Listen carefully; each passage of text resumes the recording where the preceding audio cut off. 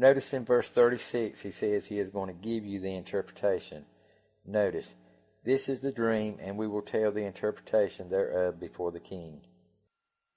And continuing with verse 37 through 38.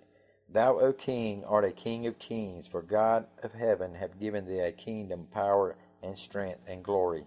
And wheresoever the children of men dwell, the beasts of the field, and the fowls of the heaven hath he given unto thine hand, and hath made thee ruler over them all. Thou art this head of gold. And verse 39, and after thee shall arise another kingdom inferior to thee, and another third kingdom of brass, which shall bear rule over all the earth. And verse 40, and the fourth kingdom shall be strong as iron, for as much as iron breaketh in pieces and subdueth all things, and as iron that breaketh all these shall it break in pieces and bruise. And verse 41 through 43, and whereas thou sawest the feet and toes, part of potter's clay and part of iron, the kingdom shall be divided. But there shall be in it of the strength of iron, forasmuch as thou sawest the iron mixed with murky clay. And as the toes of the feet were part of iron and part of clay, so the kingdom shall be partly strong and partly broken. And whereas thou sawest iron mixed with murky clay, they shall mingle themselves with the seed of men, but they shall not cleave one to another, even as iron is not mixed with clay. Verse 44. And in the days of these kings shall the God of heaven set up a kingdom which shall never be destroyed, and the kingdom shall not be left to other people, but it shall break in pieces and consume all these kingdoms, and it shall stand forever. Now to return to Daniel 7:19 through 22. Then I would know the truth of the fourth beast, which was diverse from all the others, exceeding dreadful, whose teeth were of iron, and his nails of brass, which devoured, brake in pieces, and stamped the residue with his feet. And of the 10 horns that were in his head, and of the other which came up, and before whom 3 fell, even of that horn that had eyes and a mouth that spake very great things, whose look was more stout than his fellows. I beheld, and the same horn made war with the saints, and prevailed against them, until the Ancient of Days came, and judgment was given to the saints and the Most High, and the time came that the saints possessed the kingdom. History shows the Roman Empire to have killed Jesus and his apostles. Here you see the Inquisition book, a handbook detailing procedures on how to torture God's people. Check your history books. They also show how God's people were persecuted by the Roman Empire and the Catholic Church throughout history. We left England for freedom of religion from this little horn to start America. Continuing with verse 23 through 24. Listen closely. Thus he said, the fourth beast shall be the fourth kingdom upon earth, which shall be diverse from all kingdoms, and shall devour the whole earth, and shall tread it down, and break it in pieces.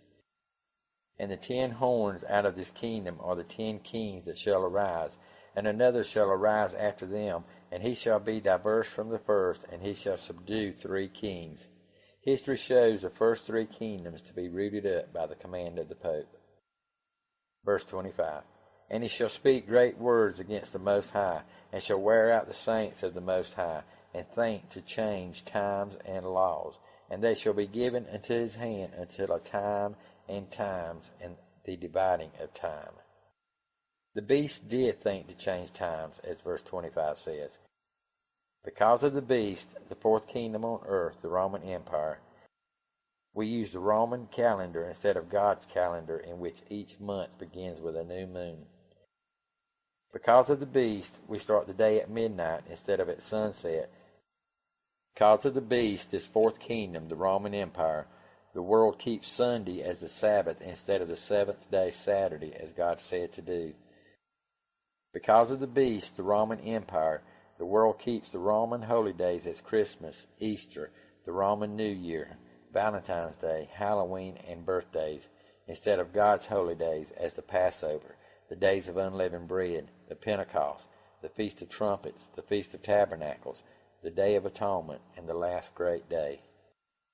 The world carries the Roman cross because of this fourth nation, the beast, the Roman Empire. So the beast did think to change times. Here you see one of the torture chairs used to torture God's people. In the year 365 AD, the Catholic Church held a council called the Council of Laodicea.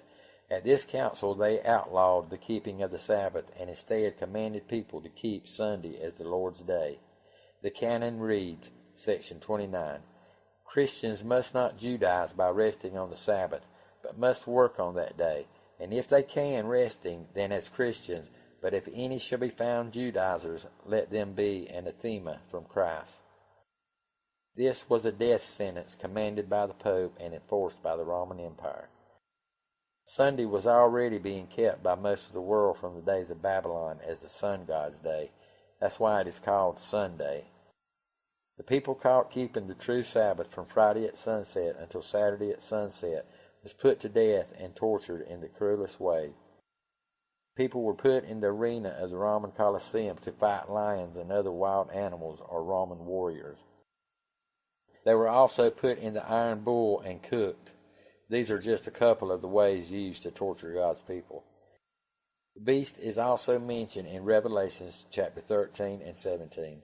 Let's check out chapter 13 first. Notice this beast came out of the sea also just as the beast of Daniel.